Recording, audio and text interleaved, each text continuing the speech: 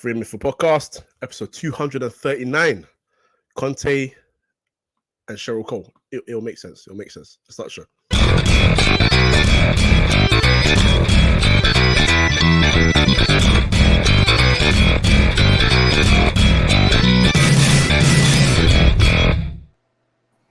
Yes. I am indeed your host, Kojo. Another episode, another day, another great weekend of Premier League football, FA Cup football as well, some Champions League draws, and a lot of utter chaos. But that's what the Premier League brings us.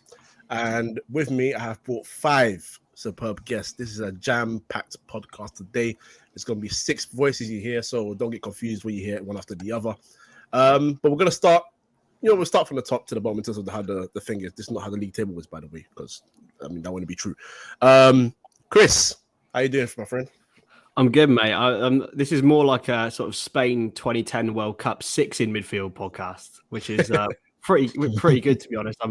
I'm excited. I'm happy to be on. Long-term follower of you guys, so happy to be appearing, and hopefully it'll be a good show and not talk much about Liverpool, please. Yeah, you guys didn't play this weekend, so you might get away scot-free, but we'll see how I'm feeling. For anyone that doesn't know, his links are going to be below in the bio, just like everybody else. He's got a YouTube channel. It's a great channel. He does all sorts of football as well, not just Liverpool stuff, so check him out. Returning guest, Villa's special fan, Dan. How you doing, bro? Villa's special fan, Dan. I'm good, bro. I'm good. It's been a while, Kojo. It's good to be sat here again. Yeah, man. I'm chilling a little bit. Ramadan coming up, so Ramadan Mubarak to all the brothers and sisters out there. I'm just gonna put that one out there first and foremost. But yeah, I'm flying high as a Villa fan right now. We finally made it out of 11th place. We're back there again, so we move. No worries. Another returning fan, and I had to bring him in because he keeps it real. I know he's gonna come and say his piece for sure. Ash, how you doing, bro? What's going on, man? Thanks for having me back, man. It's always a pleasure to be on this podcast. But yeah, man, so it's just been a tough couple of weeks. I think last time, it was like I think the second time I was here was towards the end of Jose's tenure, and now it looks like we're back to square one again. So yeah, man, lots to talk about. But yeah, thanks for having me back on, man. Absolutely. For anyone that doesn't know who he's talking about, I think you know he's talking about Tottenham Hotspurs. We're going to definitely get onto that one as well. There was a beautiful, passionate rant that I heard. I thought it was great, by the way. Another returning member, honorary member, Theo. How you feeling, bro? Yeah, I'm good. Thanks for having me back on, as always. I think the last time I was on, I was stressed out because of Chelsea. I'm still stressed out because of Chelsea, so nothing's changed. But yeah, man, thanks for having me back on. So I appreciate it. Absolutely. And finally, last but definitely not least, from Eagle Eyes Football, no, it's not Rich. It's someone that I may see might be even better. We're going to find out. JC, how you doing, bro? I'm still recovering from a 4-1 battering from Arsenal, but I'm happy we scored a goal. We've had a shot on target. I'm happy about that. I'll take you through. It took Vieira leaving for a goal to go in, but there's still losses on the way. Still no wins in 2023, but we won't start there. I think we'll start on a good note here. There's no Bournemouth fans here, so we can just ridicule them. Dan, your club went 3-0, very comprehensive victory at home against a Bournemouth side that is struggling to stay in the division. Firstly, how did you feel about the game, how it went? Yeah, look, I think just in general, Villa have been playing some good football. Unai Emery, I think, I haven't been down to Villa Park for a while, but I think at first, I think there was this idea that the fans are kind of taking a little while to get used to his style of play. I don't know if there's any Arsenal fans listening at all, but it's very slow. It's very kind of pass it out from the back, patient. Yeah. And at first, Villa were kind of, getting dispossessed early in the first half, that kind of thing. But actually at Bournemouth now, I think this, you could probably say this was probably one of Villa's best performances, just controlled the game, scoring goals for fun. Jacob Ramsey looking good. We've got, one of our key players out as well. No Boubacar Kamara, but Dougie Luiz and John McGinn had a great game. But yeah, in general, I'm just very happy because I think Villa just haven't been great at home this season. That's been a huge issue. So to have a 3-0 victory, yeah, it's good stuff. Absolutely. Chris, we're going to ask you about Villa, and I'll ask about the question is ambition. Villa are one of a couple of sides that are not really far away from a relegation. Sorry, European place. If you're talking about 12th to 20th, is a relegation battle, but it seems 11th and above can be anyone that fights for Europe, whether that be Conference League, through league position, and Europa League. But for Villa, good side, good team, good players. How far do you think they should push? I mean, considering the teams above them, do you see them as a competitor to your Fulhams and the rest of them? Your Fulhams and your Liverpools, yeah. I didn't want to say it. Why not? Why not? You've got an absolutely outstanding knockout tournament manager, so why not get in those knockout tournaments, right? They've got a striker. I'm a massive fan of Ollie Watkins. He's taken a lot of slack over the years from a lot of fans, from his own fans, from other people as well. But he works so hard. He plays for the badge, and now he's starting to actually find the goals that he's been craving. That we all knew he was very capable of. So yeah, I'm just impressed with Aston Villa since Unai Emery's gone in. Bit of a sad one that Stevie G is not the man that's doing it, but I tell you what, it's exciting to see where Villa go. They're a big club. They belong in the upper echelons of the Premier League, so I'm excited to see where they go forward. In terms of going towards the top 7 this season, it's going to be a stretch with all the teams and the crowd in there, but why not? I mean, just before we move on to someone else, you mentioned Stevie G. Would you take him right now, considering how your team's playing right now? No. Nah, he needs to go somewhere else and rebuild before that can happen. But yeah, he's the apple of my eye. He's the love of my entire life when it comes to football. So I can't criticize him too harshly. Absolutely. JC, Bournemouth are 3 points ahead of you right now. Considering how they performed in recent weeks. Considering how they performed in recent weeks, I mean, and obviously after this game as well, do you see them maybe getting enough points over you? Out of the two teams, basically, who do you see being able to get a bit more consistent points to fight this battle? We'll put it this way. We are in free fall and they're starting to pick up points. So I think that almost answers your question. We've picked up 5 points out of a potential 33. Which is probably the main reason why Vieira was sacked, because that is just outrageous. We've got 1 win in 16 games. We haven't won in 2023.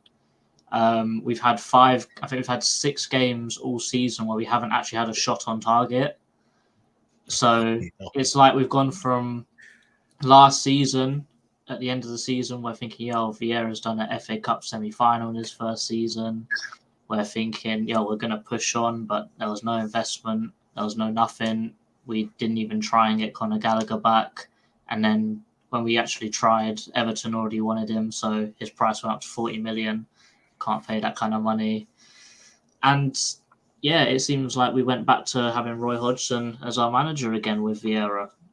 No pressing, no passion from the team. It just went downhill. And unfortunately now, it looks like Roy Hodgson's going to be our manager again until the end of the season. So it's not a good time to be a Palace fan right now. I'm going to say this with the most love in my heart for Roy Hodgson. He's retired. Leave him alone. That's what we're all saying. Honestly, I would have kept Vieira until after the Leicester game, because bear in mind, the run that we've had is outrageous. So the run we've just had is Arsenal, Brighton, Man City, Villa, Liverpool, Brentford, Brighton again, Man United, Newcastle, Chelsea, Tottenham, and Newcastle again. So we've had that run, and that's an incredible run. But we haven't really played that many teams like Leicester. So I guess not really winnable games, but games of people that are around us. We haven't given them a chance. So yeah, it is what it is. Absolutely. All right. Dan, before we move on from Villa and we go to Ash and Theo, what are you hoping for the rest of the season? I mean, if it's not a European spot, are you just hoping to get into that top 10? Or what will be your ambition for the rest of the year? Look, now I think the thing is we've been breathing down Chelsea's back, to get out of 11th. move over there, see what we can do. The thing is, I hate this this idea, but you've got to do the whole one game at a time thing. We're at that stage of the season now where you say there's this many games left. It's not this many games played, right? So who knows, right? For me, I'd love to see us make some sort of a charge to finish 7th. I think that would be great. But, the way that Brighton are performing, I don't see Liverpool kind of dropping out. I don't see Newcastle dropping out. Tottenham have accrued a few too many points, right? So for me, I don't see Europe as a destination. But if we can finish 8th and push that potential European spot, I'll be really happy. I'm excited for next season because what Emery's already managed to do with this team is just, it's just fantastic. I'm seeing as good as Gerrard was at first, I'm actually seeing a pure strategy here, a manager who's come in and made the best out of the players that Villa had. You could not have told me that John McGinn was going to be a 2006 style right midfielder. Them ones from back in the day, right? Yeah. You could not have told me that he was going to be doing that at such a high level for us. But look, Emery's showing us that there's way more in this Villa side than I think any of us really did think. So 7th or 8th, that's what I want to see. I mean, to be fair, you're 4 points off 6th. I mean, so are a lot of clubs, including Theo's Chelsea, who can't seem to find the word consistency in anything right now. 2-2.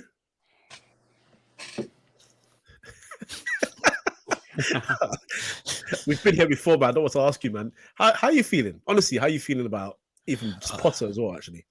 I don't know, man. I think it's difficult because I think you look at the games, the Leicester game, I think the Dortmund game, even Leeds. I think there were some positives to take from them. All 3 of those games, I thought we could take some positives, but there's still a lot to do at this club. There's still a lot. I mean, we've got Villa next, so that's a massive game in terms of what we're hoping to achieve this season. If it's anything in terms of European competitions or Europa League conference or whatever, but there's still a lot to do. You can see based on Saturday's game, it's just a weird game. I mean, we controlled the first half.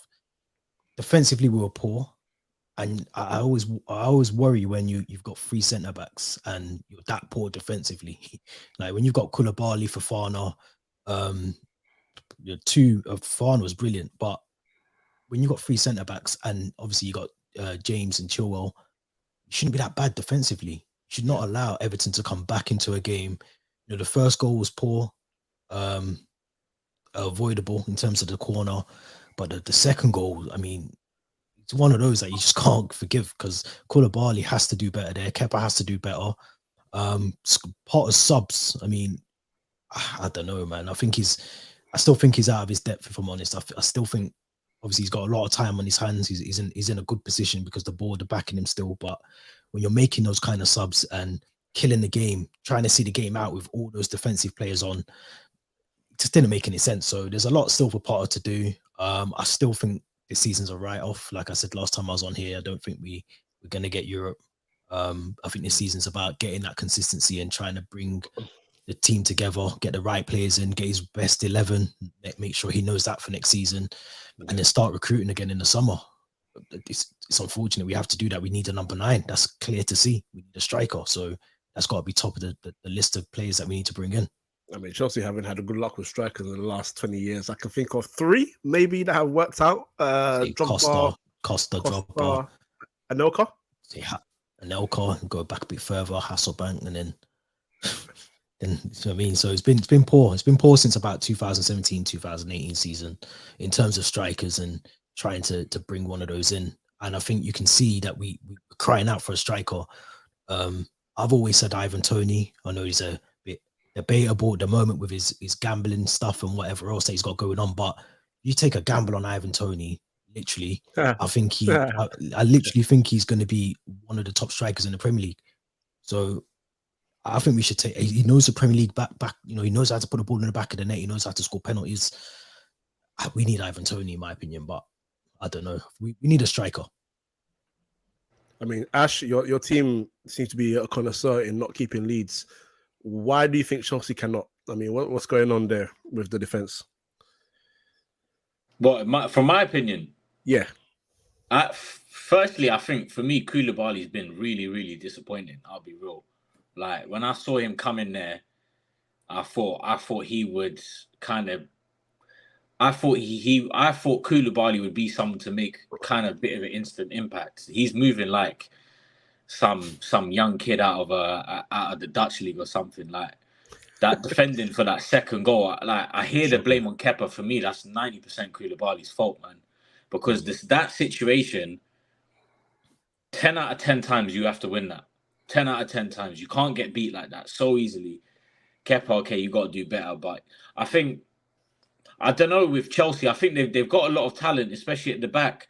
I just think for me, do you know what? For me, I think their best is Wesley Fofana and Badiashile and Thiago Silva. I would just stick with that three.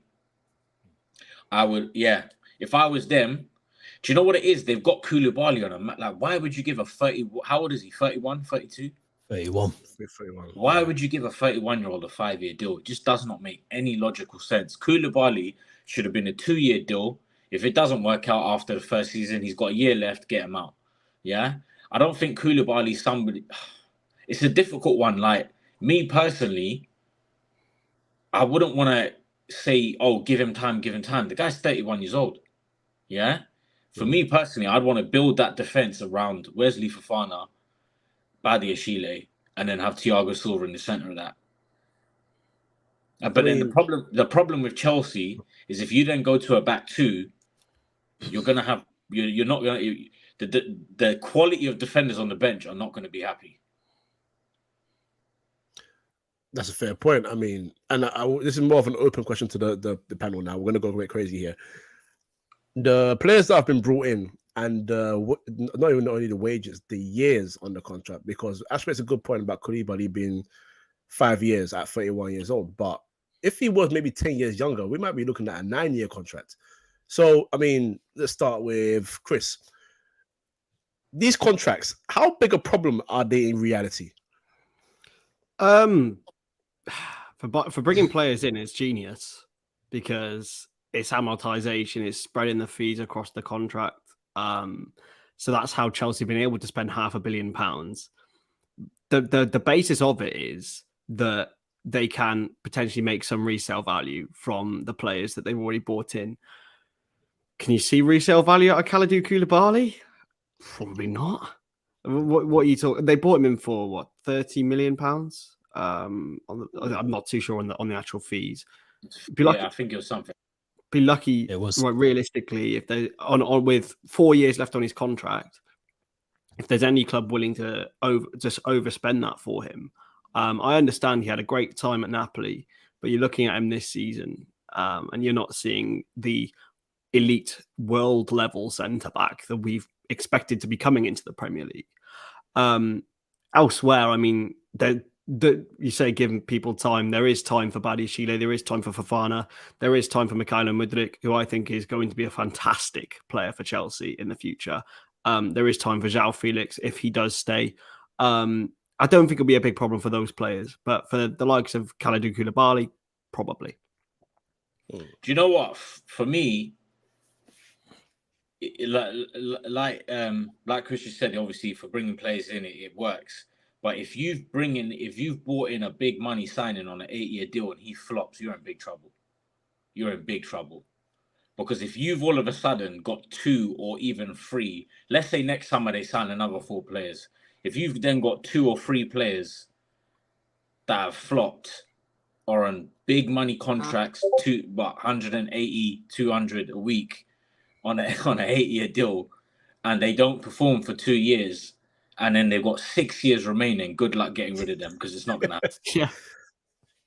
No, Because what you've got to think of it, is you got to think of it as, it's not as if people just say, oh yeah, I'll sell him for that, I'll take a loss on that. Because when FFP tightens up in 2026, it's going to make the game a lot harder for all these big teams, and there's going to be consequences, because when all of a sudden these players are flopping, the only way you can really get rid of them is if you get good value for them, and if you sell them on and then it helps your FFP because you've been able to sell them. If you can't sell these players and you're just loaning them out, remember, you can only loan out 8 players to foreign clubs, yeah? And then think about how many academy kids Chelsea loan out and all of that, right? If these big money signings on big contracts flop, big trouble's on the horizon. Big trouble. I mean, there's already been an example of that. Didn't Chelsea only just get rid of Bakayoko? And he was there for what? Yeah, I could years? list off. Hold on, no, hold on. Time out. Yeah. I could list off. We've been here before, Kojo, man. I can list them off. Before. Man. I can go back to Winston Bakayoko just left. if you really want me to. Yeah. He just left. So Where did he go? I can't even remember. I didn't even check where he went. I just knew that he left. I just knew that he left. Bro, this is what I'm saying. Imagine that's Bakayoko. That was years ago, yeah? That was in Conte's second season. That was years ago, 2017.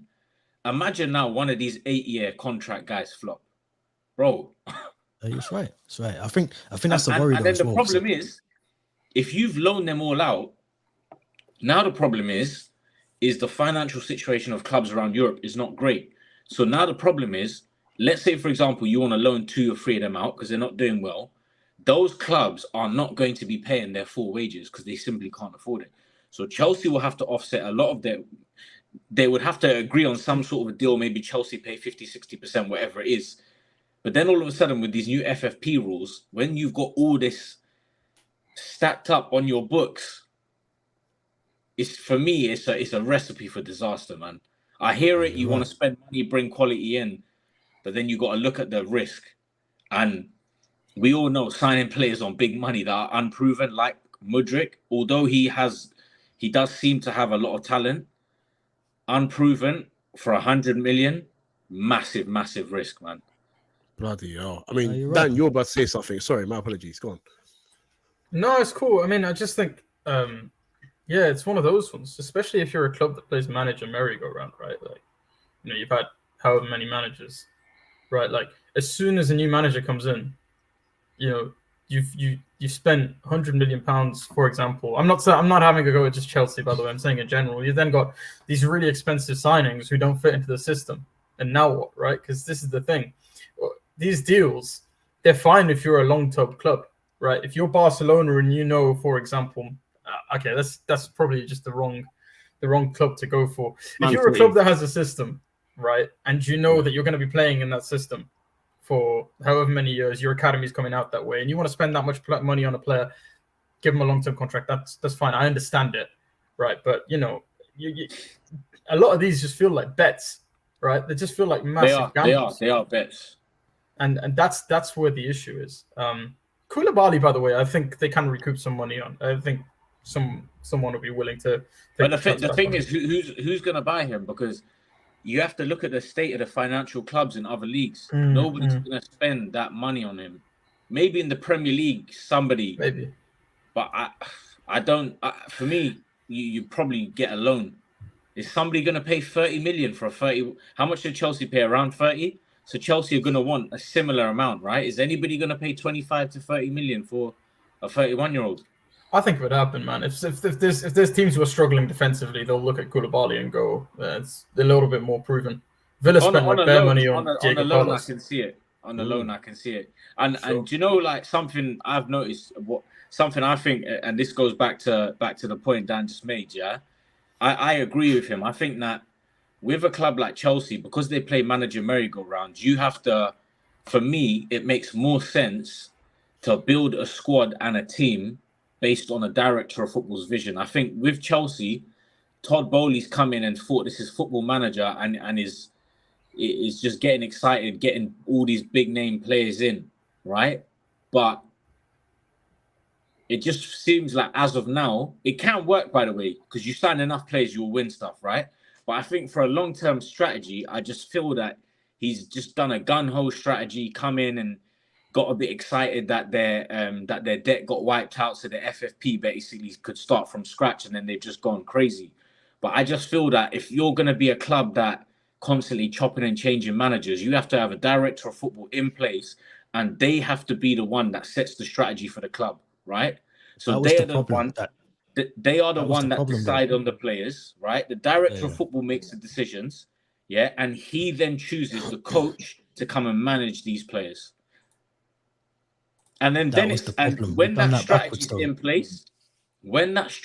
in place, there is nothing wrong with changing managers every 2 years. There's nothing wrong because your director of football has a strategy in place. But I think right now it's a bit gun-ho and they have to find some coach to come in and make it work. But they won't. Well, This is what I'm trying to say. They won't. They're not going to change Potter anytime soon. You can't And do you know change what the the manager because the do you know what the thing manager's on is? an 8-year deal. Do you know what the thing is? Is for me, Potter's probably going to lose his job, right? Well, Because of the situation. But he's not. Potter is a great coach. He is a great coach, and he will go somewhere, and he will show what he's shown at Brighton. He will go somewhere else, and he will make it work. I feel that. But is he on an 8-year deal? Did you say? he's not. He's on a 5. He's on a 5-year deal. But the thing, all what you said is spot on. And the thing that we've done everything backwards. So the director of football, all of the staff That should have been your first hire. That should have been the first thing. We never done that. We've done it all backwards. We've got the manager, and then we got everyone else to come in afterwards, and then try and plan. But you can't plan backwards, and that's what we've done. We've done it all backwards. I think I said that when I was in here last time that we've done it all backwards. But I don't think he goes. He's on 12 million a year. He's not even. Yeah, he's probably one of the highest paid managers. 12 million a year. So there's Nice, isn't it? 1 million a month. He's on 1 million a month. You've got No wonder he gets good skin phase, man. Jeez. You know what I mean? So he's not going anywhere because the board are going to have to, unless there's a clause in the contract, which I'm hoping there is, but I don't think there is. No. You know what? They've Good got to pay him though. up. Good, right? Hold on for a bit. That.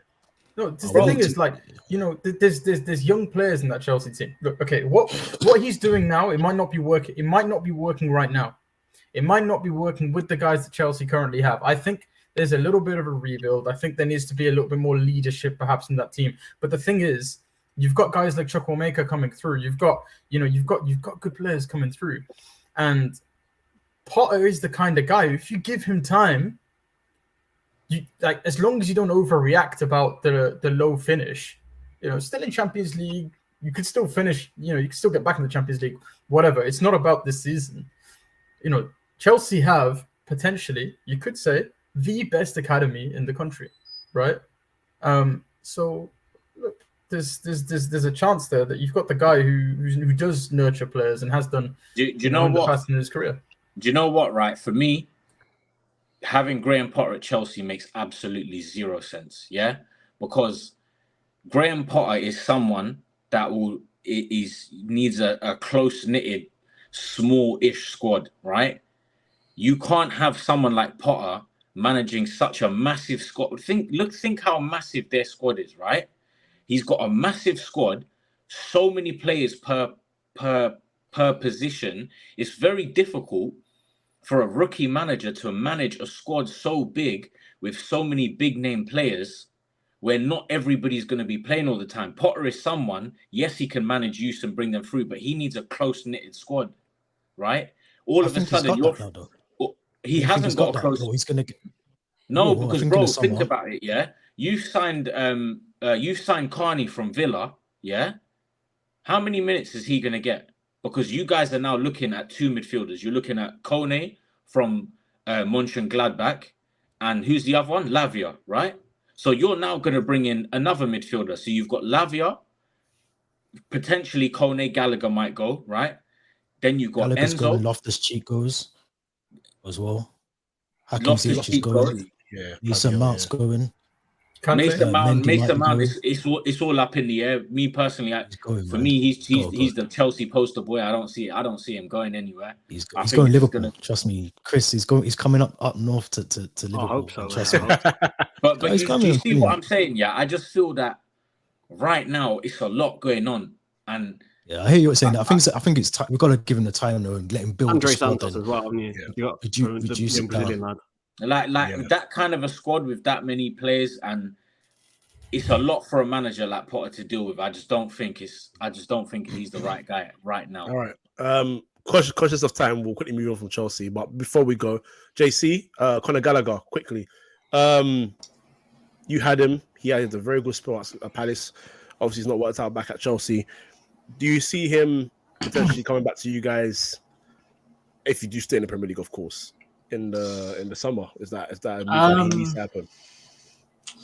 You know what? Chelsea are going to price him out of a move to us. That's what the problem is. Put it this way, I reckon if we stay up, I wouldn't put it past us getting him back on loan. But I think for a permanent, definitely not. For an Englishman who, next year will be 24, but still pretty young for a box-to-box midfielder who's that good, who got an England call-up because of his time at Palace. I think there's no way that we can afford him. Same thing that we did with Loftus-Cheek. We got him out of Chelsea's academy, pretty unknown player, got him into the England World Cup squad as well.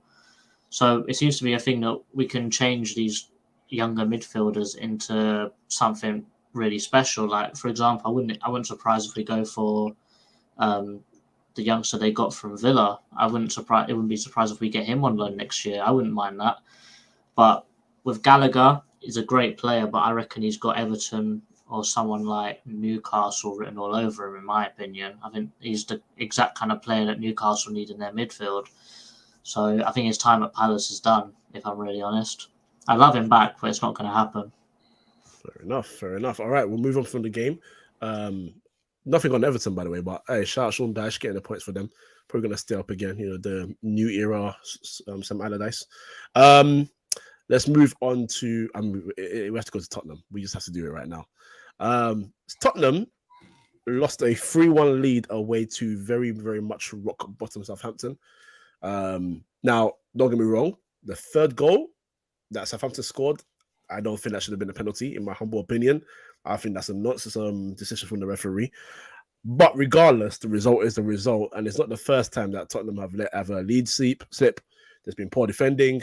This goes on and on. It's been happening for many years, which was the point of Antonio Conte, who says such things as 20 years, there is the owner, and they never won anything.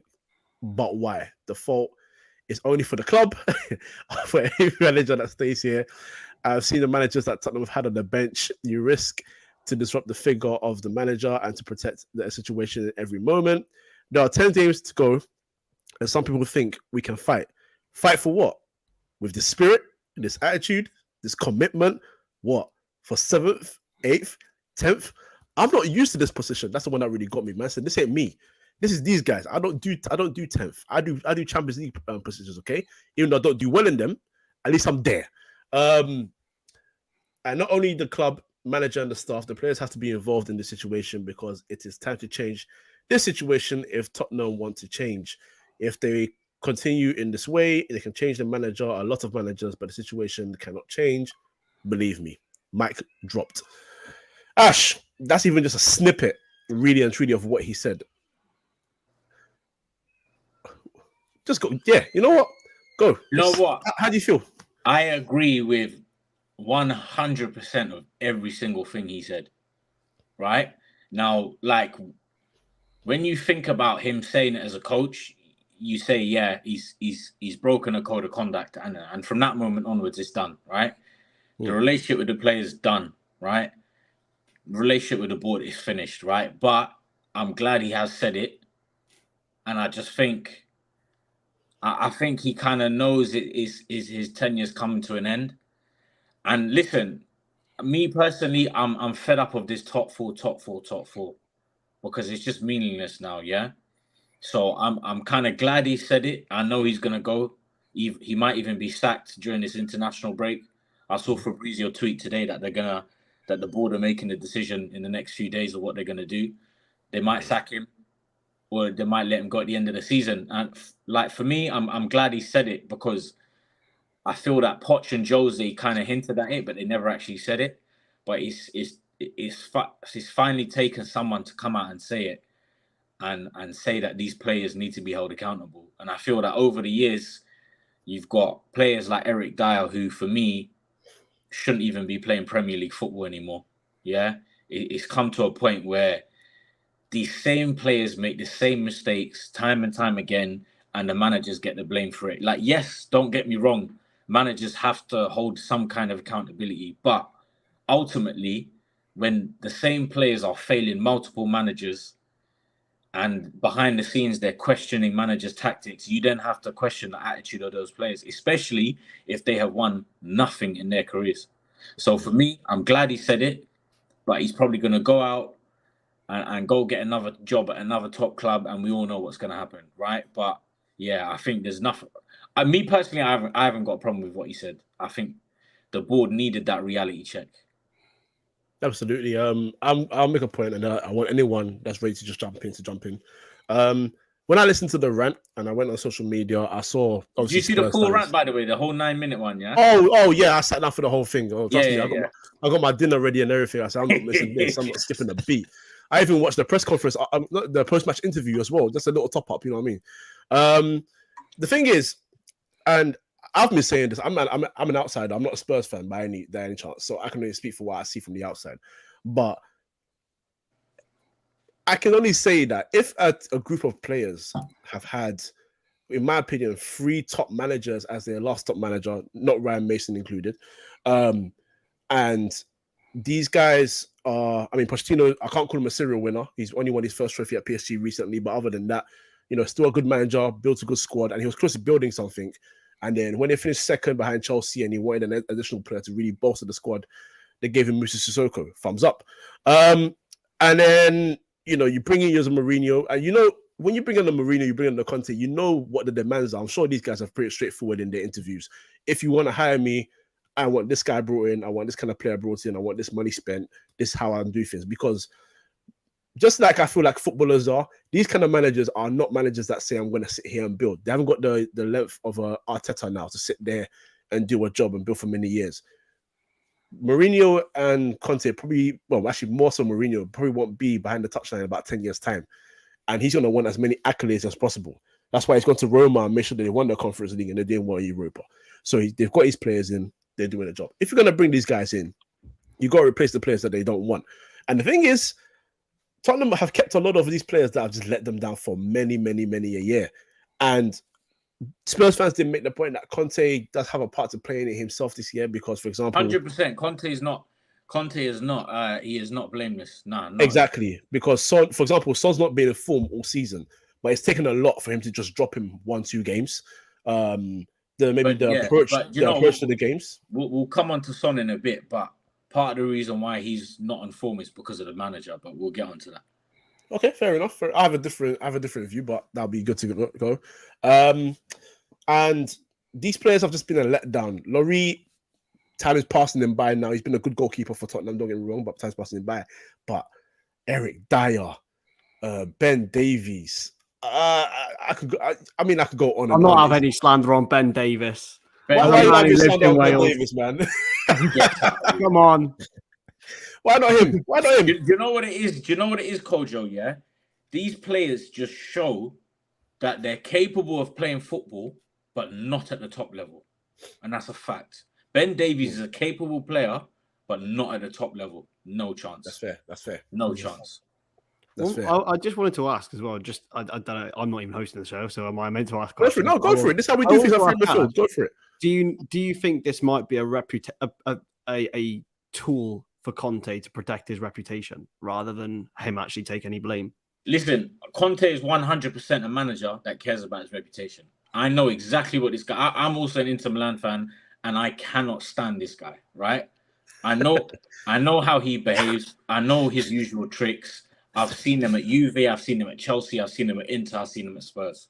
Yeah? I cannot stand the guy. I know exactly what he's trying to do. He is trying to protect himself.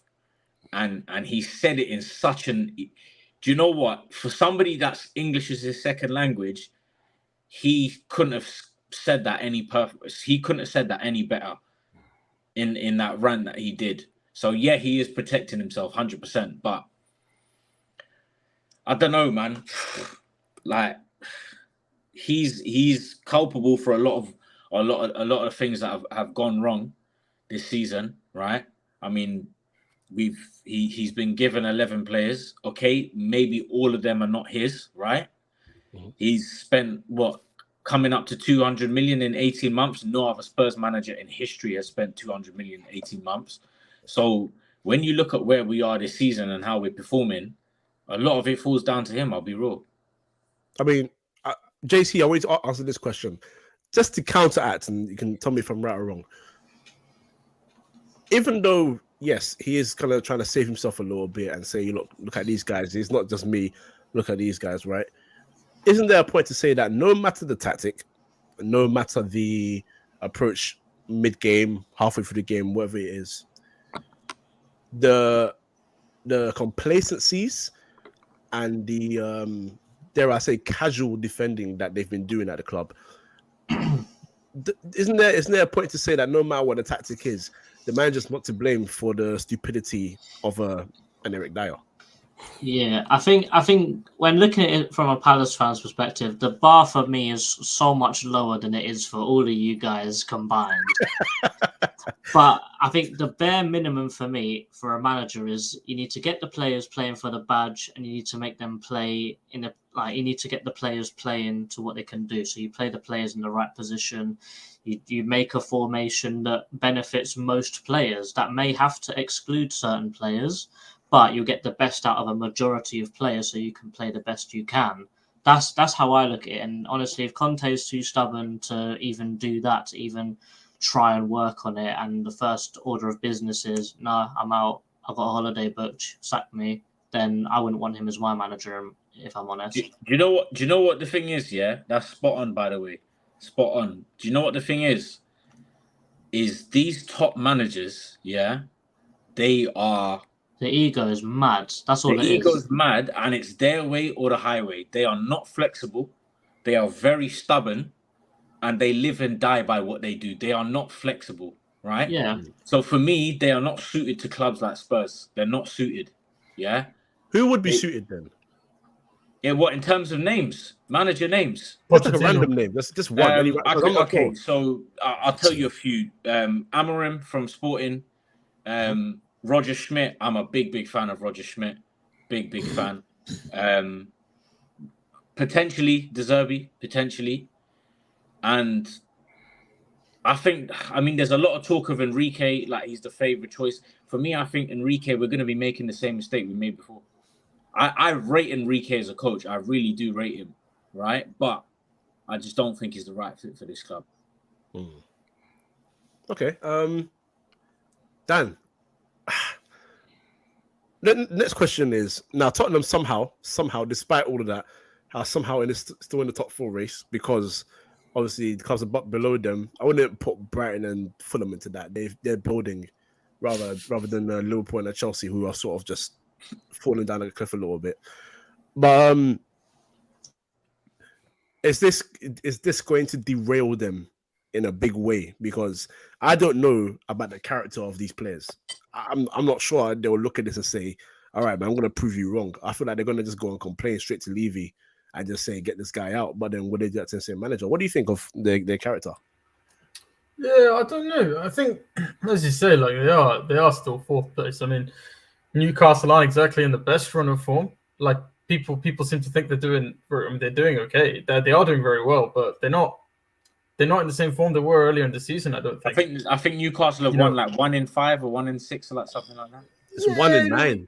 Spurs can still do something. Before they won, I think, what game was it? Wolves at home, I think it was. They had 1 win in 9, so that'll make 1 win in 8. So that'll make it 2 in 9 actually. Wow. Yeah. So I mean, you got Liverpool who, they can always come out of nowhere. I don't know. I don't think Brighton are gonna trouble them. I think Spurs can still finish top 4. Right. I'm not sure they will, after this rant. Look, this is the thing. We do need to see how they play the next game. Right. We need to see how they play after this whole, whether they react in a certain way, whether Conte's still here, all of that. But this is a group of players that are very good at finishing 4th. Thereabouts. Like, I think the issue is that when you are kind of stuck there for a little while, the project becomes slightly stale, and I think that's been the issue for Spurs. It's 100%. They reach the heights of the Champions League final, and then you're constantly trying to get back there. Meanwhile, Son's touching 40.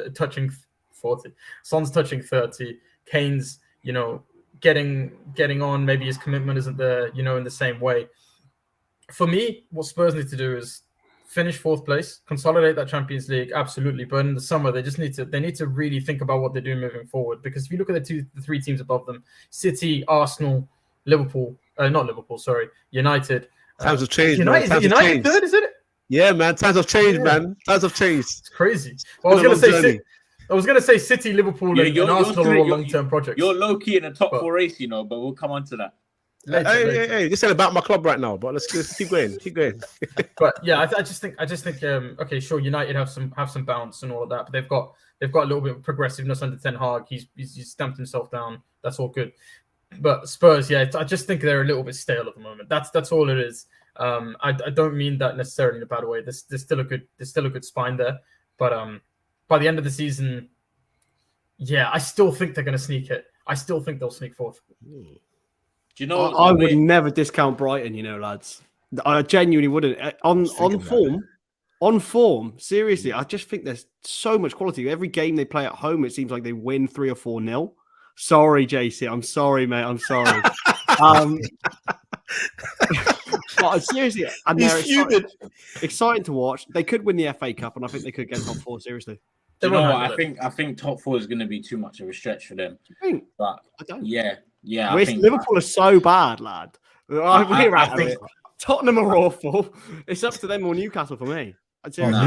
There's games in hand. Newcastle, and I think who's underneath Newcastle? Liverpool. I think they've both got games in hand on Spurs as well. And they win that game, they win those games, they go 4th. So it's not out of the question. It's still open. JC, quick one. Would you rather you stay up and they get Champions League, or you get relegated and they just don't do anything? I'll quit football. What if they won the FA Cup as well? Honestly, I don't know. There's no. It's probably the thing with Arsenal and Spurs, isn't it? Like how Arsenal fans say if Spurs win a Champions League before us, then there's ropes. Yeah. I'd say it's the exact same thing.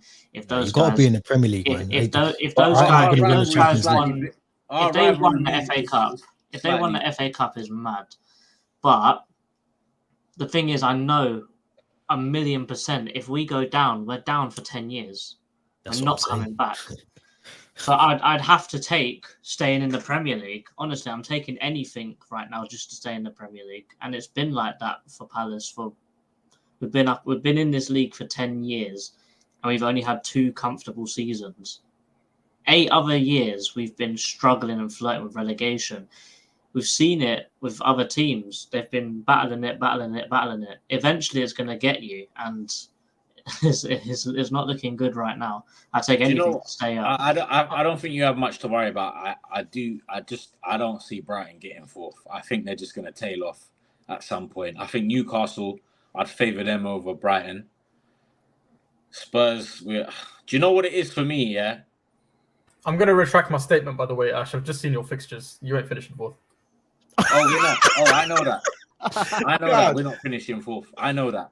But you see, for me, although I say that we're not finishing 4th, but for the only thing that I think Conte's done wrong is I think the whole timing of this outburst has been wrong. I think he should have done it like he classically does at the end of every season. He goes on a mad outburst. He's done it at Inter, done it at Chelsea. I think he should have saved it. I think right now, especially with the stuff that's coming out, apparently it's saying a lot of the players are fed up with him. They think that it's a matter of time before he goes. It's a matter of when, not if. And I think that doing something like that, when there's 10 games to go, you're throwing away the dressing room. And I think right now is the time where you need to kind of galvanize everyone together again and say, look, we got 10 games, last big push, and let's do it. I think what he's done is just like, for me, like I said, I don't care about top 4, right? Because it's never benefited us. We've never pushed on from it, right? I would rather hit rock bottom and go again. Yeah. So I think from his perspective and the club's perspective, he's massively mistimed it. And I just feel that for me, if you're a type of player that doesn't use that as motivation to say, I'm going to prove this guy wrong, then you're the exact type of player that should be nowhere near this football club. So if you're one of the ones that's gone complaining to Levy and complaining to your agent, then those are the types of players we don't need at this club. We need players that react to that and come out trying to prove people wrong rather than just saying, yeah, you're right, let's go get another manager and start again. Because what's that going to do? Absolutely. All right. We'll move on from that game. Shout out Southampton as well for a big point as well. That might give them a boost of confidence. James Ward-Prowse scoring the penalty, so thank you for the FPL points. I was kind of getting worried. We'll quickly move on to Arsenal Palace, but before we do that, Brentford 1, Leicester 1. That's a game there as well. That kind of had nothing in it really to be talking about. Saturday, the 18th of March, or rather, the 18th of March is in Wolverhampton is now Luke Ayling Day. As 18th of March 2022, he went there, scored, Leeds 1-3-2, and on this weekend, March 18th, 2023, he scored the second goal again as they went to Wolves and won 4-2. A quick one on the relegation, but what was that? Sorry, it's a beautiful goal, by the way. Oh, he stunning threw goal! himself at it. Stunning goal, beautiful header. Yeah, but it very difficult. Might be some of the worst defending from a set piece I've ever seen in the Premier League. Like seriously, having that free header at the far post, Christ! He could have done so many things with that. You haven't watched Palace play, clearly.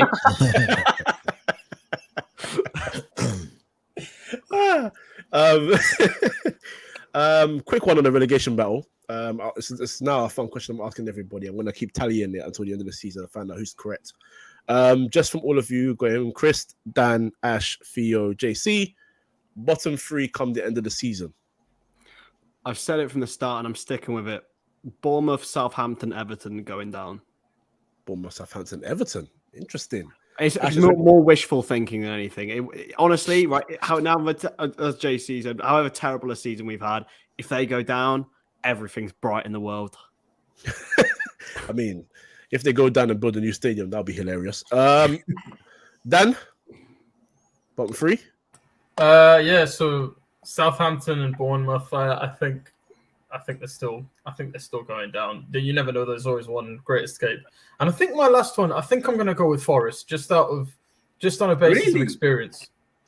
Ooh. Yeah, they're in there, Ash. They're in there. Like I think they've got the most kind of points cushion. I mean, what, the most points cushion? Yeah, as in out of all these teams, they're the ones kind of highest up there. Highest up. 26 as well, you know. They've gone down to 16th. You'd be surprised. Yeah, like they've dropped down. They've dropped down. And the thing is, they had good home form. But you see, with Forest, I think their home form, I think will keep them up. Yeah, but they lost at home. They do well at home. They do well, but they lost at home. They lost at home recently, so yeah, I think they'll be all right, man. I mean, they are 16th, and right now they only need 2 points above, so it could be anything. West Ham have a game in hand.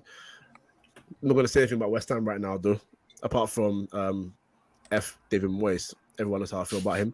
Leicester, I'm looking at the table. Leicester are in trouble. Holy shit. Leicester are in big trouble. They're in massive trouble. They're one of my ones to go down. Yeah. They'll be okay. They'll be okay. What are you saying, Ash? Give me 3 names. Bournemouth, Southampton. And I'm just going to say this one because I would love for them. I don't count them as rivals. I just hate their fan base. Yeah. And I just hate their club. West Ham, get out of this league. God, man. Listen, okay. Phil, before I let you say yours, yeah, I just need people that are listening to really understand this, right? I live very, very close to the Olympic Stadium and very, very close to a lot of West Ham fans. If they get relegated, there's going to be 2 things that are going to hurt me.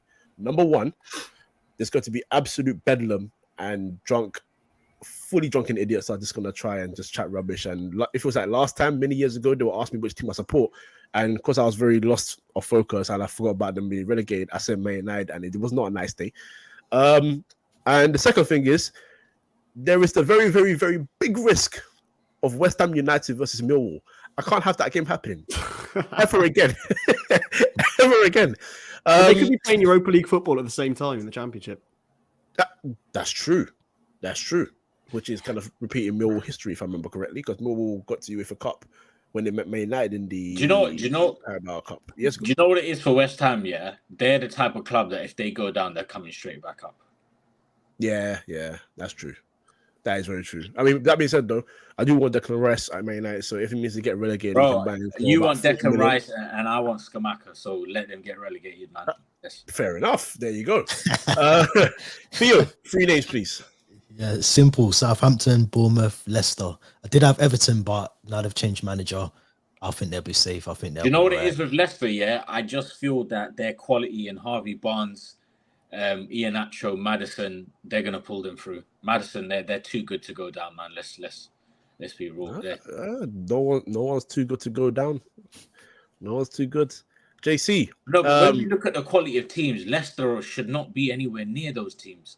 Oh no, absolutely not. Really. But right now, they can't have that argument. I mean, they're 1 point above. It They're would be also an minus. absolute, catastrophe if they go down, man. I think it'll be hilarious to watch personally. But Oh man, that's just inject that's it. just me. Brendan Rodgers gets relegated, please. Oh Beautiful. yeah. Let's see if he keeps exactly. his job to the end. He's next to go. He's meant to be next after Well, Conte, obviously, but he's next to go. I'm surprised he's still there. I'm surprised he's still there. Yeah. Yeah, JC. Now considering you have told us about your form this season. Well, since 2013, so you're kind of showing Derby 2008 form, which is kind of terrifying. But your bottom three are Palace part of that? I have to be positive a little bit that we can don't have to stay be. up, but I think we'll scrape it. I'm not going to lie. I do think that if you're a West Ham fan, they're going far in that Conference League, and I think that's the thing that will finish them off, because it's a lot of games. I think it'll be Bournemouth bottom, Southampton, and then West Ham. But they will come back next season. But I have got an outside shout for Leeds as well. Yeah, I was thinking that as well. I was thinking if it's not going to be West Ham, I think Leeds could go down. Right. Well, me personally, I think Southampton, Leeds, Leicester. Why is no one saying Wolves? Bournemouth are getting out of it. Fairs. Who Do Wolves? you know what it is Just with interested. Wolves, Why yeah? is no one saying Wolves? I'll tell you Because why. Because their Didn't they manager. ship 4 goals? I think they're I'll all tell right. you why with Wolves. It's because of their manager. Yeah, He Yeah, is not. Lopetegui's good. He's good. Yeah, Lopetegui is a very organized manager, and you've seen it. You've seen the improvement in their setup and their structure already.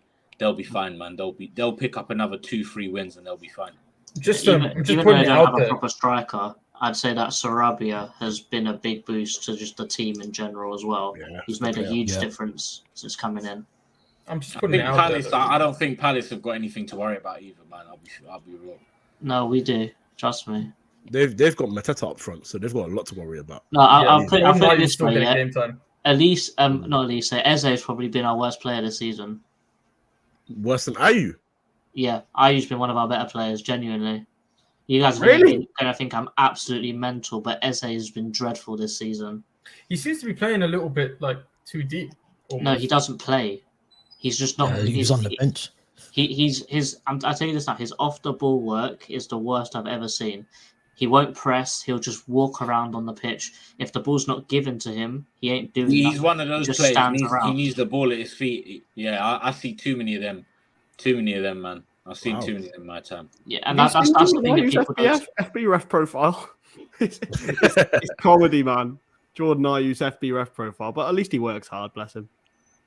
Well, I mean, I wish he had quality. Otherwise, he wouldn't have shamed my country again in another World Cup. But anyway, He's only there because of his dad. We all know that. yeah, him and his brother who found his way back into the Premier League somehow. So you know what? Let me change something. Let me just change That's a something. good point, actually. How did Andre Ayew get back into the Premier League? You know what? Yeah, it just hit me just now. I remember to see him on the weekend. So you know what? I'm gonna change something. Leicester, you're not getting relegated. Not in the first stuff. Get him out of here. I don't want to see him back here again. Last game in the Premier League. We'll get there quickly. I'll leave it to JC. Arsenal beat Palace 4-1. I think everyone's expecting an Arsenal win, to be fair. But the big news for Palace this weekend is, of course, the sacking of Patrick Vieira. Thoughts? Correct decision or incorrect? I think it's the correct decision, just the wrong time to do it. But Okay. it is a double-edged sword because you can say you get him sacked now, you got this international break to get in a new manager, get them working with the players. But as I said to you guys earlier, after the international break, we've actually got the Leicester game, and Leicester are in a very similar situation to us. And I honestly think that there is, even though there's nothing statistical to say about it. But Vieira playing against Arsenal, you can tell that he might G up the players a little bit more than usual because he's like, I want to beat these guys because eventually I want to be their manager. So, I want to beat these guys. I've beaten them before at home. We drew here last season at the Emirates. Yep. We always give them a good game, so why not? But, if you get it done now, the new manager's got time. But it's a complete panic from the board, in my opinion. They sacked him, and they have no plan whatsoever. Normally, if you sack someone, there's someone straight up, bang, bang, bang. No, not the case at all. We are looking at everyone, and there's no one to get.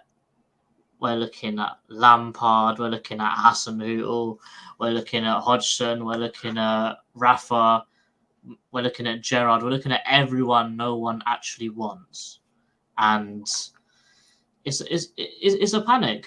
Vieira had a vision. He set it up. We've got the players for him, and now they're looking at Roy Hodgson. He don't want Elise. He don't want Eze. He don't want Decore. He don't want Edward. It don't make no sense. Why would we do that?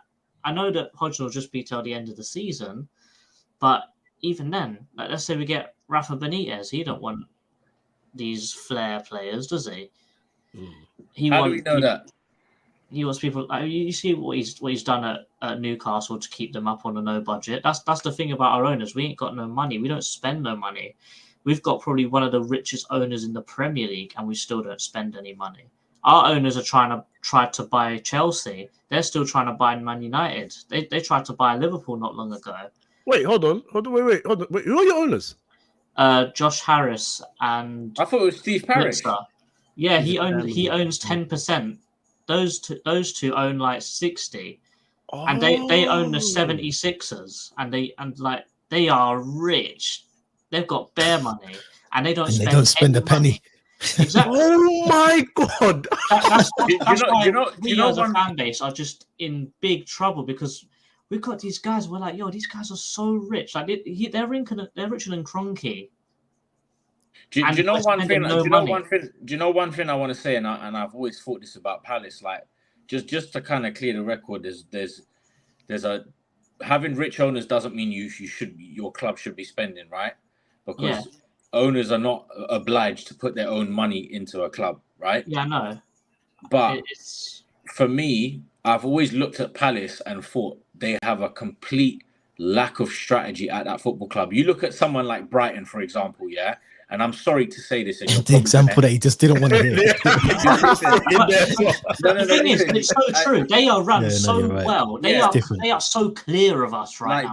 It's so obvious to see from everyone. When you look at how, and you might hate me for saying this, but when I look at a club like Brighton, I think they are everything Palace should be.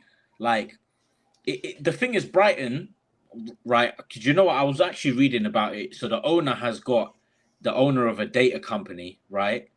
That basically he uses, which is what they use to scout their players in unknown divisions that no other scouting system can do, right? They tap into unheard of leagues. That's how they got this guy from Ivan Ferguson. They got him from the slums of Ireland for like. And do you know who what I mean, Kojo? This is the strategy that they have, and I just feel that when I look at the players that Palace are shopping around for, do you know what it is? Crystal Palace, they're very well connected in the youth academies all over England, so they are always able to snap up good academy talent that comes through England's grassroots system, right? Outside of that, I don't see no strategy from them. Yeah, and the thing is with what you say about Tony Bloom with Brighton, do you know who his boss was in that data company? The guy who owns Brentford. So that's why those clubs are run both. So do you know what? I was going to say that both Brentford and Brighton very similar in terms of their recruitment structure. And I just feel Palace, you're getting left behind with this strategy. Definitely. But the only thing that I can say which sort of counters that is we've actually upgraded to a Cat 1 academy, which means South London is ours now. You, man, can't come into South London and take our talent. So that's a big thing for us, but that will only pay off in the next 5-10 years. It's not going to pay off right now. And even managers, you can't keep hiring dinosaurs like Roy Hodgson. You need to go and get like Marcelo Gallardo would be a good choice. Yeah, you need to go and get someone who is young, got new ideas, and can work with young players. Yeah, but we tried that already. We got Frank de Boer, 7 L's in a row, losing to Burnley, Southampton. Change, isn't it? You need a culture change, and then how quickly you implement that culture change can impact your future. And whether you want to do it. For me personally, having a low budget is not an excuse, because you look at Brighton, not an excuse. They have to improve the structure at the club.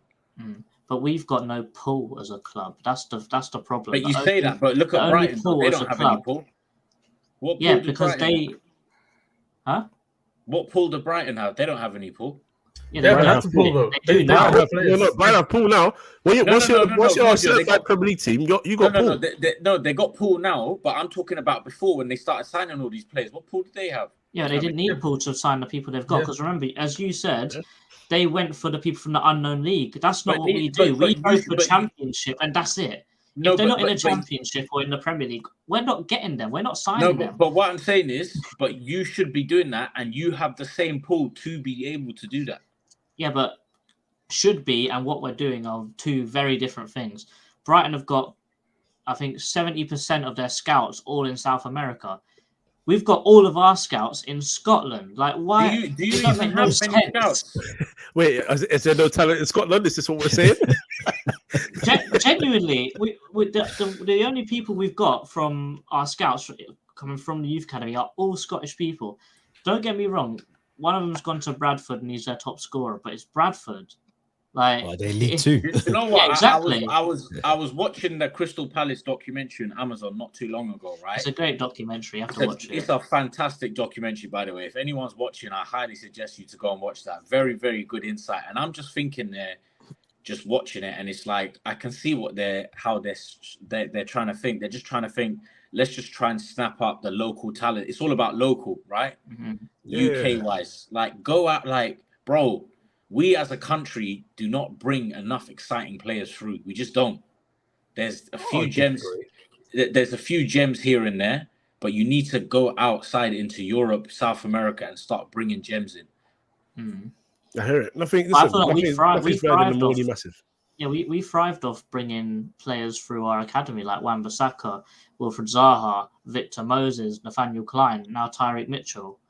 Like, that's the recent ones. And then you go back, you go Vince Hilaire as well. Like, we're bringing through some very good players. Young keeper right now. How good is he, by the way? Whitworth, yeah, he's good. He's great. I just don't think he's tall enough. Do you know what I would love? Yeah. Do you know what I would love? Big enough. Is Spurs have got some really, really good young boys coming through, under 17s, under 18s. Yeah, I would love for at least 2 or 3 of them to go Palace. Like even Alfie Devine, I'd send him there. Maybe Mundell, I'd probably send Mundell there. But it seems to be the only people we loan are from Chelsea. We've got plenty of players you can have, man. So that's why I said that the guy they got from Villa, that's why I said that he'd probably be a perfect fit. We need a midfielder. We need a box-to-box midfielder. He fits that profile. He's young, isn't in the first team of Chelsea, doesn't really play in every European game or cup game. He needs game time. Go to you don't want Connie. Go on, Dan. What is it? Don't want him. The thing is, Palace have got that like young, exciting attacking midfielder. They did that in Elise. They did that in Eze. Chukwuemeka is going to be a lot of the same at the moment. It's like glimpses. Like but he's still young. You can do things, but he has to work. Mate, well, Gallagher was like before he came to us. You saw glimpses, and now. I think you're going to get Gallagher. I think Gallagher. Mate, this Carney kid, he ain't seeing game time at Chelsea, man. Let's be real, he's not. He's got more game time at Chelsea than he did at Villa. Yeah, he came. Really? Yeah, he's been playing. He comes off the bench quite a lot, doesn't he? Fair enough. He's playing. I think he's going to be. How many starts has he had? Yeah, that's a different conversation. He said game time. He didn't say starts. Yeah, he said game time. He's getting more minutes. Do you know what? We should loan Oliver Skip to Palace. I'd take. Hold on. Wait, what? Oliver Skip's good. Wait, why would you want to do that? Yeah, you need him. Oliver Skip is. Do you know what it is for where we want to get to? we need to bring in better starting 11 quality into our midfield. I think he needs another loan somewhere he needs a loan to another club before he's ready. I don't think Skip's ready at all. Fair enough. All right. That was Palace. Vieira is obviously gone. Please, Steve Parish, let's let certain people rest. They've had a long career in football. They don't need any more stress, and I don't think they want a relegation on their relegation on their CV. FA Cup, we'll quickly run through this. Brighton smacked Grimsby 5-0. Shout out Ferguson for a quality goal. By the way, there's a article that came out that Brighton posted on their website about him being a Man United fan. So thank you for that. I've gone and tweeted CC at Man United. So, do your job. You can take Harry Kane. We'll take him as a Kane replacement. How about that? No. We'll have him and Kane. You can have Martial, man. He's available twice a year. Sheffield United 3, Blackburn 2. Very entertaining game. Winner by Doyle, an absolute thunderbolt. Quality goal. I was going to say something else that would have probably completely cancelled this podcast. Man City won 6-0 against Burnley. I mean, that happens when you play pretty much all your big boys, but that's what they do. All they have is big boys. When they rotate, it's another big boy coming in anyway. Haaland, goal number 41 or 2 of the season. Bro, that was going to be a nice game, on paper. I was like, City, Burnley, come on, let's get set. And that goal went in. Do you know what? All right, cool. I'm out. Know. Yeah, I don't know which Haaland goal it was, but it was the one where the low cross came across the box and he just had to adjust his body, use his left foot. Was that the third one? That was absolutely... That was such an underrated finish. It's alien how often he's in the right place. Like people seriously underestimate that finish, the way he took that. That was brilliant. What a finish. Every goal counts the same, right? And he doesn't score worldies, he scores rebounds. And if he's always in the right position, he doesn't need to do anything else. Do you know what though? At Dortmund, he was walloping in some worldies, man. Yeah. You can do everything. It's just not fair. Yeah, exactly. There was chaos at Old Trafford. Mate, you guys were getting popped before that.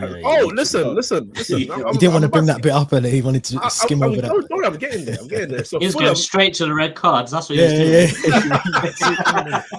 All right, so Fulham came to Old Trafford and lost 3-1, but that's not really the story of the game. They were the better side. Let me just get the minutes up really and truly, because this is incredible stuff. They were the better side for 72 minutes of the game. They were controlling the game 100%. They were passing better, more threatening, defending better. They did everything completely well until Man United had a counter attack. Anthony found Sancho ran around the goalkeeper.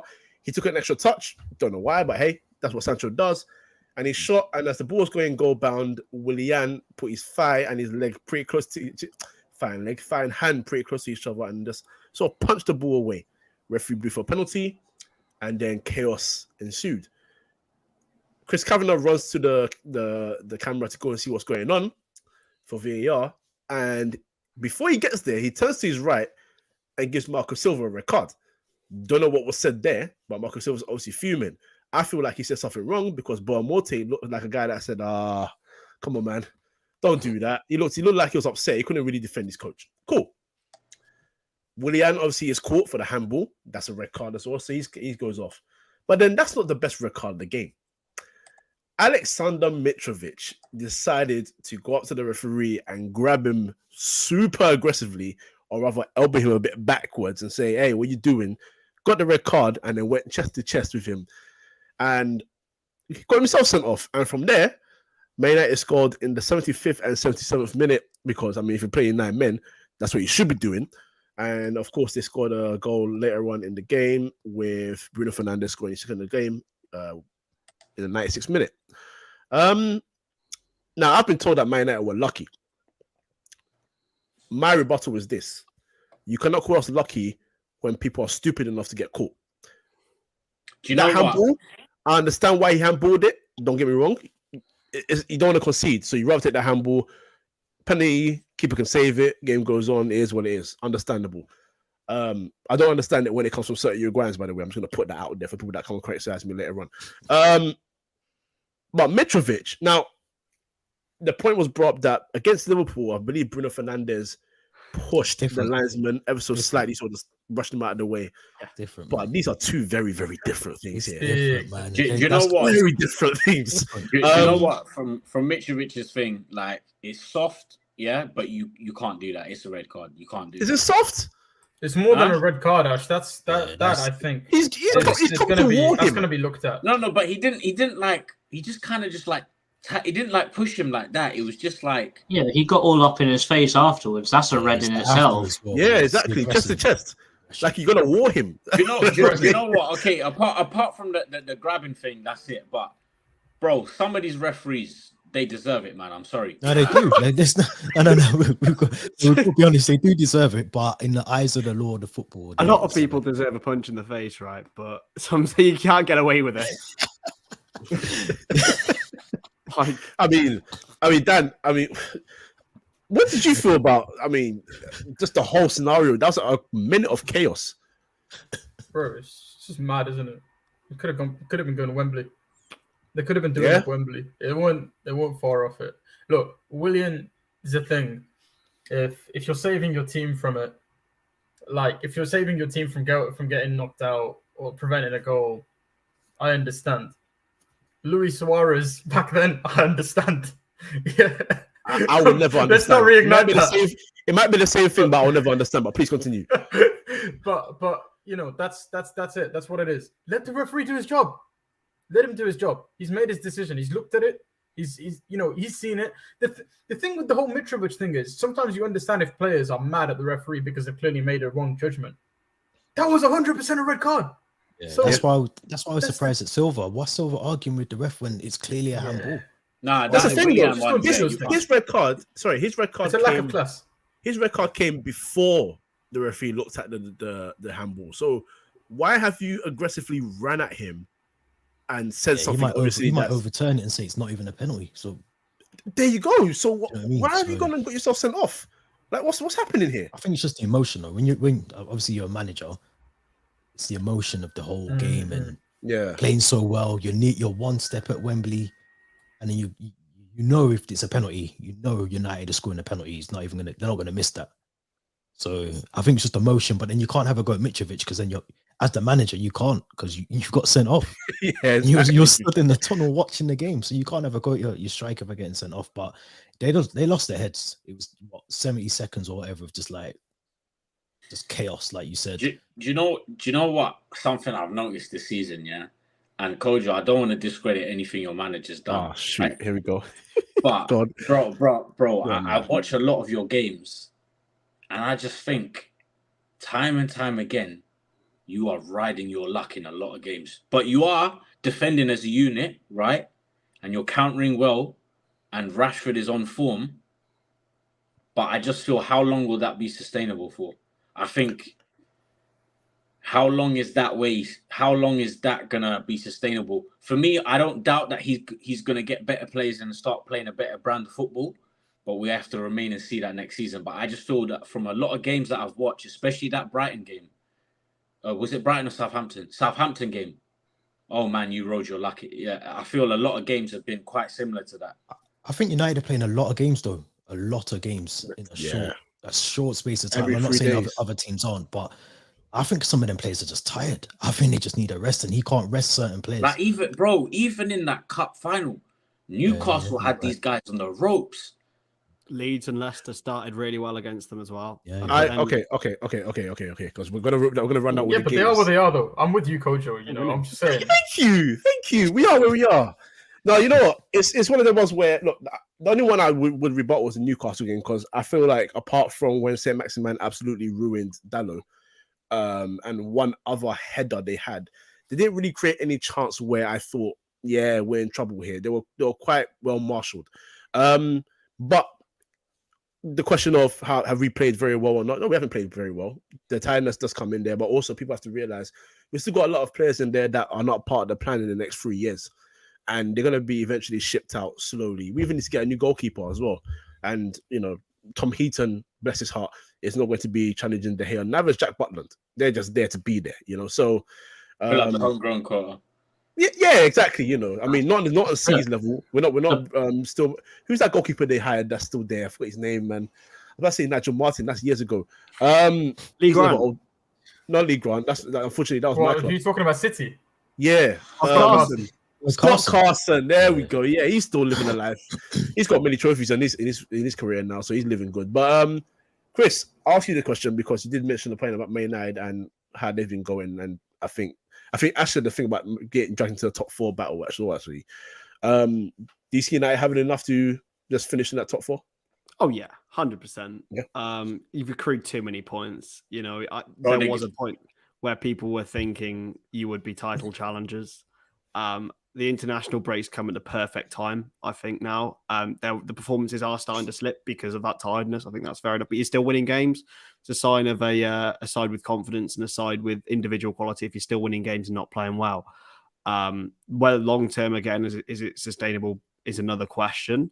But top 4 this season, you've already won the Carabao Cup. You can win the FA Cup and you can win the Europa League. So for me, that's an unbelievable season. Do you know the way I look at it? Yeah, Casemiro out for 4 games, right? He's got full match ban. I believe is that all 4 Premier League games? Does that count FA Cup? So it counted the cup game obviously this week as well.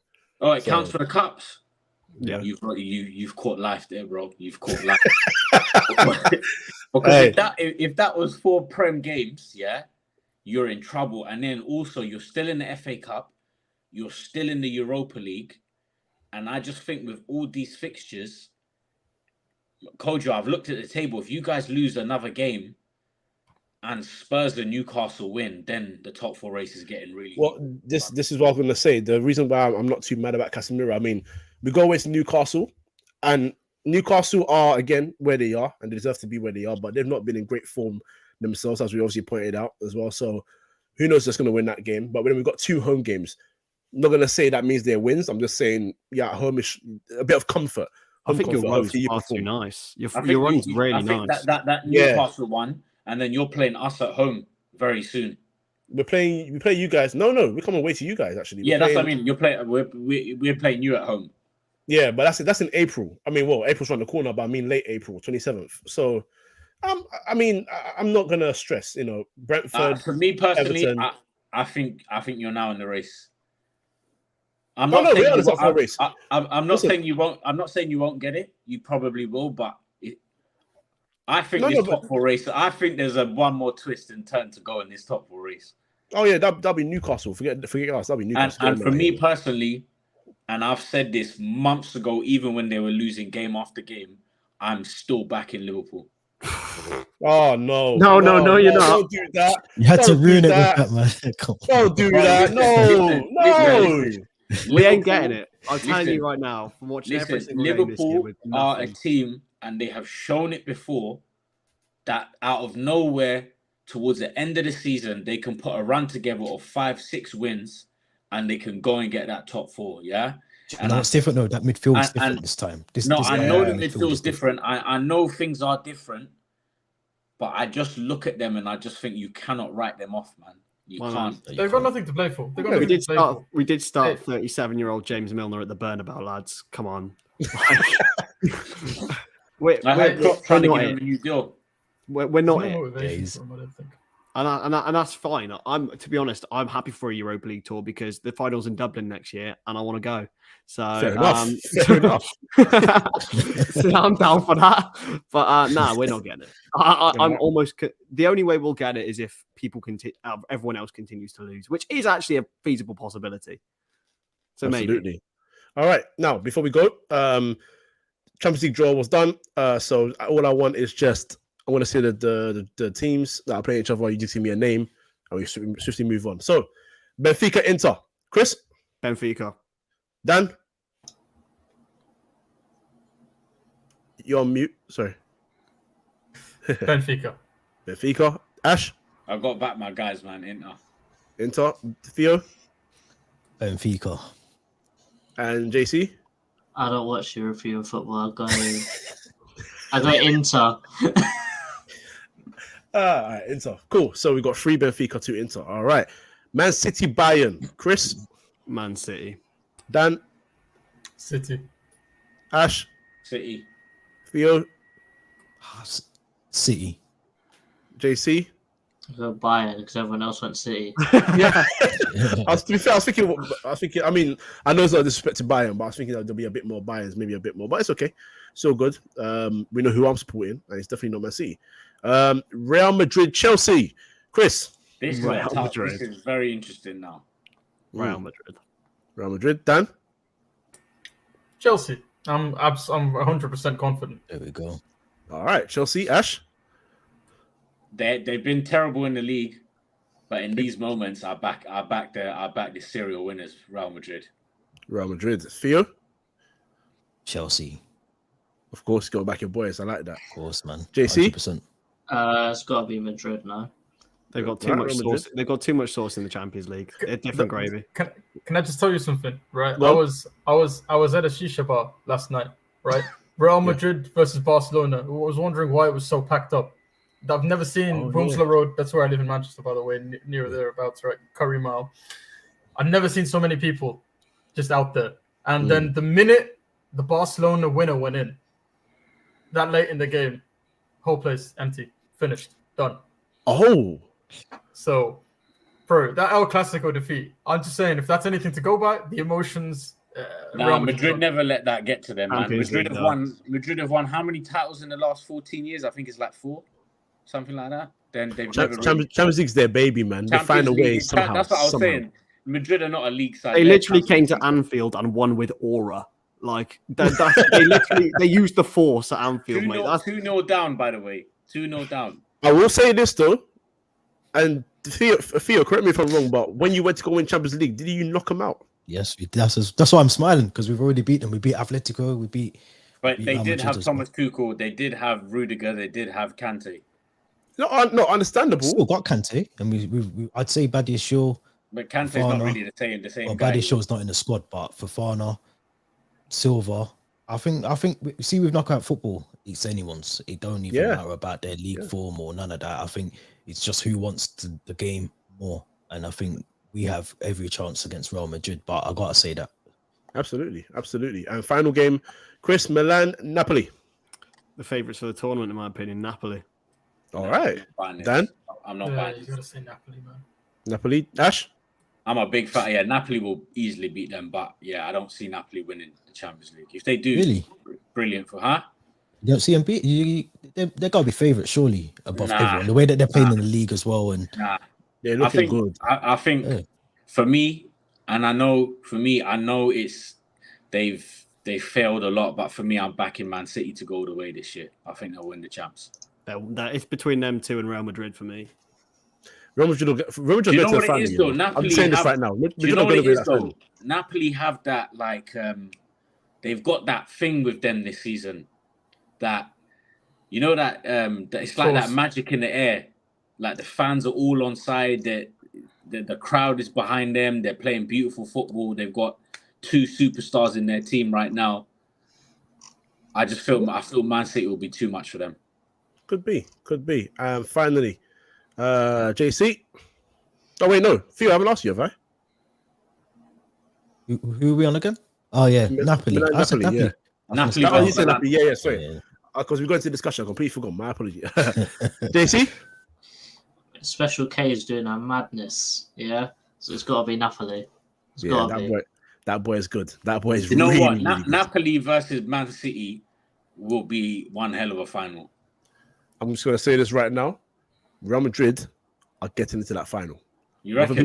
Whether we like it or not, I'm just saying that right now because the thing is, not to toot my own horn too much, but every time I've said they're going to win the Champions League on this podcast, they've gone and done it.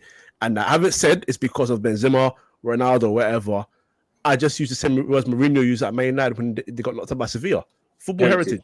They find their way somehow. No matter who's in that squad, if they're in the Champions League, they get into that final and somehow they're probably going to win it. And it's just what they do.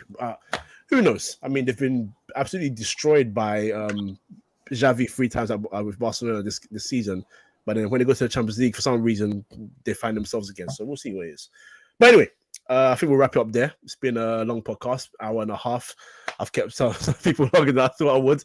But of course, it was jam-packed. I want to say thank you to all our guests, which I will allow themselves to plug everything that they have going. So we'll go backwards to the front this time. So JC, please plug everything you got going on. Yeah, subscribe to Eagle Eye Football. We are mostly a Crystal Palace football channel, but we do other stuff as well. We have a show called Get Amped where we talk about everything football. We've got a vlog out for the Arsenal away match. We've got some fan cams with Cecil and Kelechi from AFTV. Rich also featured on AFTV last night, so if you want to go check that out, go ahead. And yeah, I'll sure to write down all you guys' names for when we do reviews and previews for our upcoming matches. Awesome. Thank you for coming onto the podcast. Theo, as always, you know how it goes. Yeah, appreciate you having me on as always, Kojo. So yeah, appreciate that. But from the Shed End Chelsea podcast, Chelsea YouTube channel, all Chelsea content. So all the socials as well. If you hit the link tree when you get onto our page, you'll see all the socials on there as well. And their style of play football a bit wider than Chelsea as well. So there's a style of play, YouTube, Twitter, all of that as well. It's more about European football and obviously English football as well. The English leagues. So give that a follow as well. But yeah, appreciate you having me on, Kojo, as always, man. Absolutely. Always a pleasure, my friend. Ash. Yeah, nothing to plug, but yeah, once again, thanks for having me on, man. Appreciate it. Always guys, if you're listening, make sure you like and subscribe to 3inMidfield podcast. And yeah, thanks for having me on, man. I appreciate it. As always, thank you for coming on. Dan, of course. Kojo, absolute pleasure to be back, man. Yeah, enjoyed every minute of it. Nothing really to plug, but you can follow me on Twitter down here. I think you can see the tag at Raza Jono. I'm usually tweeting about Villa, sports-related stuff. The WrestleMania season's upon us as well, so it's probably going to be better wrestling tweets. So if you're not into that, I'm going to have you muted. Yeah, I can't wait for WrestleMania myself, to be fair. So I'll be tweeting you alongside with you, Dan, on that one. I'll do it, bro. Absolutely. And Chris, finally, of course, yourself. Please plug yourself. Yeah, not much. Just check out the YouTube channel, Stonadge. I watched loads of football. But also the big thing I want to check out on there, a good friend of mine, Haas, his brother, we're going to be climbing Snowdon to raise funds for an all-terrain wheelchair for his brother who's got several disabilities, vision impairment and epilepsy. So if you want to check out that documentary and if you've got a spare few quid, please lob it their way because it's a really, really good cause. Awesome. Chris, send me that link when you can as well, and I'll share it with the people as well. Absolutely. Thank you for that. Of course, I'm Kojo. If you want to follow me personally, Kojo 3inMidfield. That's the app. Of course, by following 3inMidfield podcast. You know where to find us if you're listening. That's your audios and your YouTubes, 3inMidfield podcast as it goes. Other than that, have a lovely week. It's international break. So if your team's been stressing you, don't worry. You're going to see them in about 2 weeks. So have a good last 2 weeks. And Chris, blessings to everybody. Take care, lads. Legal.